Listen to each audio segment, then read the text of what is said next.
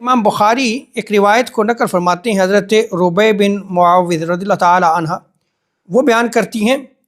کہ آقا علیہ السلام نے 10 محرم کی صبح کو انصار کی بستیوں میں یہ پیغام بھیجا، جو مدینہ کے رہنے والے انصار تھے ان بستیوں میں یہ آپ نے میسج بھیجا کہ جو شخص صبح کو اس حال میں اٹھایا کہ اس نے روزہ نہیں رکھا وہ باقی دن روزہ رکھے، اور جنہوں نے صبح اس حال میں کیا کہ انہوں نے روزہ رکھا ہوا تھا وہ اپنے روزے کو باقی رکھیں، وہ اپنے روزے پہ قائم رہیں۔ اس حدیث میں یہ یاد رکھ لیں کہ یہ جو بیان کیا گیا ہے محرم کے حوالے سے، اور 10 محرم کا روزہ پہلے فرض ہوا کرتا تھا، اس وجہ سے حضور علیہ السلام نے یہ آرڈر جاری کیا۔ جب رمضان مبارک کے روزے فرض ہوئے تو پھر یہ حکم منسوخ ہو گیا، پھر رمضان مبارک کے روزے فرض ہو گئے اور وہ روزہ جو ہے وہ نفل کی حالت میں چلا گیا، نفلی روزہ ہے، باعث ثواب ہے۔ اب حضرت ربیع وہ بیان کرتی ہیں رضی اللہ تعالی عنہا کہ ہم اس کے بعد روزے رکھتے تھے اور ہم اپنے بچوں کو بھی روزہ رکھواتے تھے، اور ہم ان کے لیے رنگین اون کی گڑیاں بناتے تھے،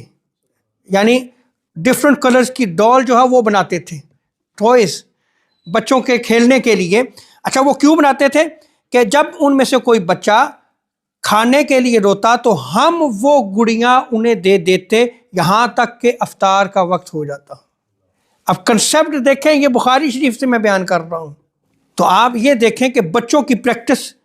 انصار کے ہاں شروع کر دی جاتی، اور ان کے لیے باقاعدہ جو ہے وہ اہتمام کیا ہو، کہتے ہیں ہم بناتے، اہتمام کرتے۔ تو آج کل تو طرح طرح کے ٹوائز ہیں، آپ بچوں کو کئی طریقوں سے جو ہے وہ آپ بیزی کر سکتے ہیں، جو جائز طریقہ ہو آپ اس کو بچوں کو روزہ رکھوا کے اس میں جو ہے اس کو آپ مشغول کر دیں، اس کا کچھ وقت گزر جائے اور آپ جو ہے وہ اس کی پریکٹس کروانا شروع کر دیں۔ امام بدر الدین عینی حنفی رحمۃ اللہ تعالی علیہ آپ فرماتے ہیں کہ اس حدیث سے معلوم ہوا کہ بچوں کو کھیلنے کے لیے سرخ اون سے گڑیاں بنانا جائز ہے۔ اسی طرح دوسری روایت حضرت عمر فاروق رضی اللہ تعالیٰ عنہ کے زمانے اقدس میں ایک شخص کو آپ کی بارگاہ میں پیش کیا گیا اور وہ نشے کی حالت میں تھا، تو حضرت عمر فاروق رضی اللہ تعالیٰ عنہ نے فرمایا کہ تجھ پر افسوس ہے کہ تو نے رمضان میں بھی شراب پی رکھی ہے، حالانکہ ہمارے بچے بھی جو ہے وہ روزے سے ہیں۔ پھر آپ نے اس کو سزا دی۔